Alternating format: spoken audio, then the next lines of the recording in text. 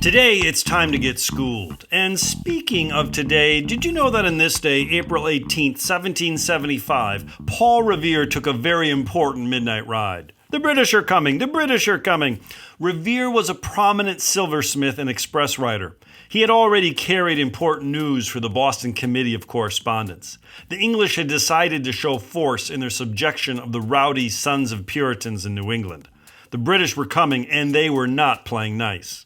The townspeople of Lexington needed to be warned. Revere was just the man to do it. There were others, however. We know Paul Revere's friend William Dawes also set out that night. The odds of getting to Samuel Adams and John Hancock in Lexington to warn them in time was no sure thing. Although there is some doubt that Revere cried out, "The British are coming," we do know that he was chastised for making so much noise when he arrived. In response, Revere said, "You'll have noise enough before long. The regulars are coming out."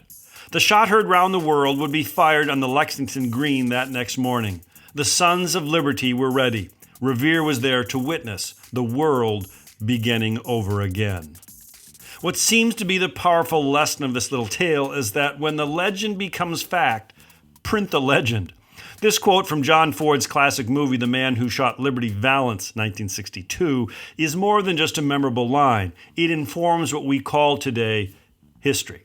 It doesn't take long for us to be reminded that what we know about Paul Revere actually comes from a Henry Wadsworth Longfellow poem written in 1860, or what we know about Julius Caesar comes from the pen of William Shakespeare.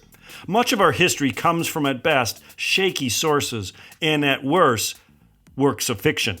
This phenomenon is not new. Our first-grade history book, Thucydides' The Peloponnesian War, took many liberties with the facts.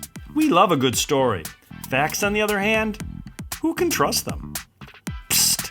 It's Prologue with Mr. Review. It's a podcast that is actively digging tons of earth to find an ounce of gold, striving for a more perfect union.